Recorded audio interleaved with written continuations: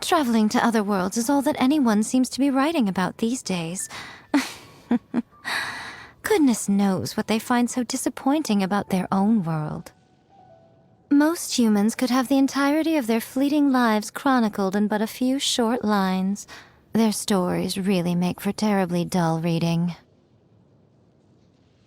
Personally, I think the idea of things staying the same forever is quite beautiful.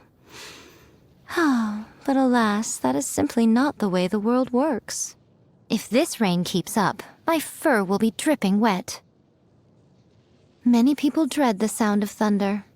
To me, it sounds fondly familiar. I always see these non-sentient kitsune pouncing headfirst into the snow, scavenging for food. You'd like to see me do that? Haha, I'm sure you would. Morning. You look awfully drowsy. Didn't you sleep well?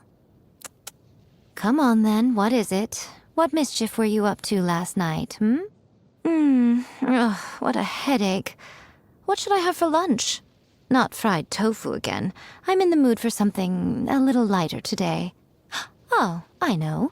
I haven't seen the Yashiro Commission girl in a while. Let's get her to make us a little something, The moon is simply magnificent tonight. We mustn't squander it. Come, join me for a moonlight stroll. I won't take no for an answer. I suppose I should get some sleep.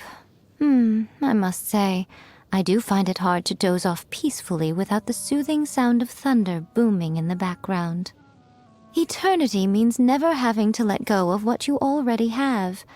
But on the other hand, it also means giving up on all other possibilities. That's just the way of the world.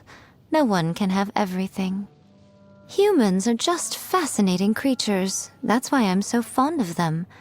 They live such short lives, but for the time they're around, they shine as bright as the midday sun.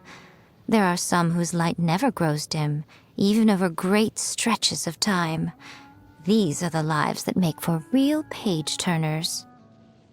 Boring. Utterly boring.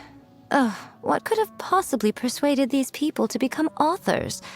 Say, why don't you write out your story and submit it to Yai Publishing House? I'm sure that would keep me amused. I'm sure it would be a bestseller. Though I occasionally get a little weary of the sight of it, I can't exactly avoid seeing it at the Grand Narukami Shrine after all. My fate is intimately intertwined with the sacred Sakura. Oh, you'd like to know more about me?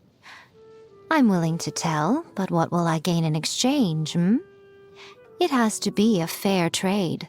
So you tell me all about you, and I'll tell you all about me. Deal? My favorite pastime is reading other people's stories. My second favorite is watching other people squirm. If I could find a way to combine the two... Oh, that would be entertainment in its purest form. Anything that has been pickled is firmly off limits for me.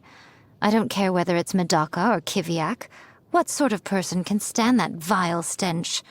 I, for one, am Guji of the Grand Narukami Shrine, and I refuse to defile myself by ingesting such pungent things.